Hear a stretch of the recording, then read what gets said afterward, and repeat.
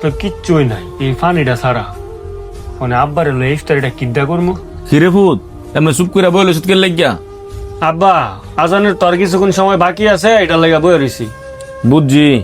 এই নে 20টা টেয়া বাজারও যা, 10 টিয়ার বুট আর 10 টিয়ার মুড়ি লয়ে গা, দুই বাপুতে মিল্লা ইফতারি করুম না। আব্বা তোমার তো ওষুধ শেষ হয়ে গেছে গা, টিয়াটা রাখা দাও, আর কিছু টিয়া বইরা ওষুধ আইন আজকা নয়, দুই বাপুতে মিল্লা ফানি দিয়ে ইফতারিটা করে এলাম। লাগতো রসুদ এই 10 টিয়া, সারাদিন রোজাটা লাগছি, ঠিকঠাক মতন ইফতারিটা করি। আচ্ছা আব্বা যাইতাছি।